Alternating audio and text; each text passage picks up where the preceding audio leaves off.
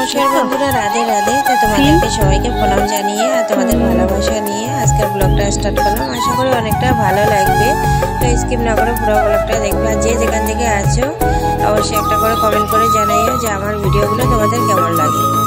তো সকাল সকাল সংসারে যাবতীয় কাজটা আসলে করে দেখো, এদিকে রুটি বেলতে চলে আসি। তো আমার মেয়েটা হচ্ছে পাকা রাঁধুনি, তো রুটি বেলবে, ও ভাজবে। তো দেখতে পাচ্ছ ওর মানে কি আর বলবো, ওখানে নাটকের আর শেষ নেই।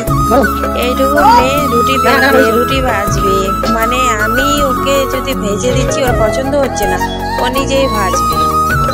তো এত দুষ্টু মেয়েটা কি বলবো, ওর শুধু একটাই কথা, আমি ভাজবো আমি ভাজবো। মানে ও বুঝতে রাজি নেই যে ও পারে না, ও ছোট, ও ভাবে যে ও অনেকটাই বড় হয়ে গেছে।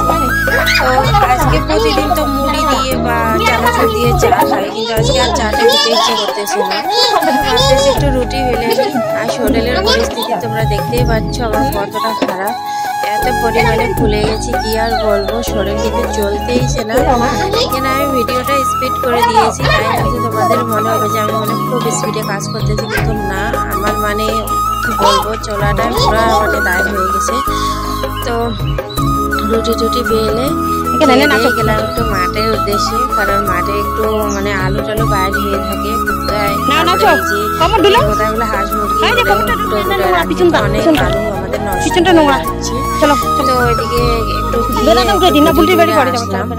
তো ভালো লাগতেছে না, শরীর চলতেছে মানে চলতেইছে না, শরীর না দাঁড়িয়ে থাকতে পারতেছি না, বসে থাকতে পারতেছি। এর কারণে আমাকে এদিকে না ঘুমায়, তখন একটু আমি স্থিরভাবে বসে থাকতেও পারবো না। তো এদিকে ফুলগুলো দেখো এতদিন ফুটে না, এখন একটু একটু করে ফুলগুলো ফুটতেছে। তো চলে আসলাম এদিকে দুপুরে রান্না করার জন্য। আর এদিকে আমার শরীরে রক্ত রাই দেখে এই যে আমার ভাস্তি মানে দেওয়ালের মেয়ে, ও ফুলে গাড়া আইনে দিলে ওগুলো খেলে নাকি বলে খুব রক্ত হয়।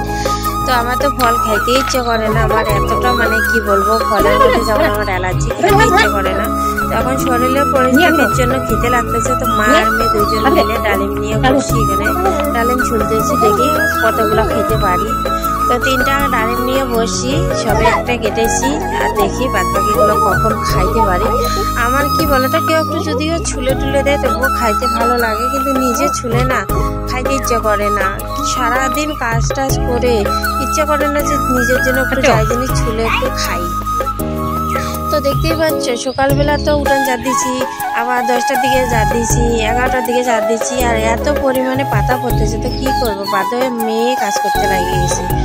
তো কি বলতো, এই বড় উঠানটা না প্রতি সময় যদি ঝাড় দিই আমার কোমরে এত ধরে যায়, আর কি বলবো। তো আজকে দুপুরে যে সবজি রান্না করবো, সবজি নেই, কি সবজি বানাবো ভেবে পাচ্ছি না। তো কুমড়া ক্ষেতের থেকে একটু কুমড়া আগা তুলে নিয়ে আসলাম, তাহলে ছেলেগুলো আবার স্কুল থেকে এসে কি খাবে।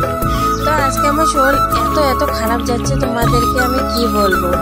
তো দেখতেই পারবে আমার শরীরের পরিস্থিতি কি হচ্ছে, আস্তে আস্তে আমার মানে শরীরটা খুবই ড্যামেজ হয়ে যাচ্ছে। তো চলো দুপুরে রান্নাটা করে নিই। ইচ্ছা করতেছে একটু ঘুমায় থাকি, কিন্তু সেটা তো আর আমার হবে না, কারণ ছেলেরা এসে তো ভাত যাবে, তাই না। তো রাত্রিবেলা মাছ ছিল, কিন্তু মাছটা আমি বানাইলাম না, ওইটা দেখি রাত্রিবেলা বানাবো, এখন ভালো লাগতেছে না। তো দেখো বন্ধুরা, কইতে কইতে এখন রাতের প্রায় 8টা বাজে, আর 8টার দিকে আমি চলে গেলাম ধূপগুড়ি ডাক্তারের কাছে। কি হলো আমার তোমরা অবশ্যই জানতে পারবে। শরীর এতটা ফুলে গেছে, এতটা ব্যথা বাইরে গেছে, শরীর পুরো কাঁপতেছে, তাই আমাকে ছুটে ডাক্তারের কাছে যাইতে লাগলো, যেমন কি আমি মরেই যাবো এরকম পরিস্থিতি। তো মেয়েকে রেখে আমি গিয়েছি, আর মেয়ে তো বাড়িতে এদিকে কান্না টান্না করে শেষ হয়ে গেছে। তো তোমাদেরকে তো বলেছিলাম যে আমার এতটা শরীর খারাপ যাচ্ছে, মানে শরীর আর কাটতেইছে না। তো দেখতেই পাচ্ছ মুখটা ফুলে আমার কি হয়ে গেছে। তো ধূপগুড়ি ডাক্তারের কাছে গেলাম, যেই ডাক্তারকে দেখাই ওই ডাক্তারের কাছে গেলাম। তো স্কুটি করে গেছি, আর মেয়ে এত কান্না করতেছে, এখানে কি আর আমার মন থাকতেছে নাকি। আমি খালি ভাবতেছি কখন ডাক্তার দেখায় বাড়ি চলে যাব। দেখো বাড়ি আসার পরে মেয়েকে নিলাম,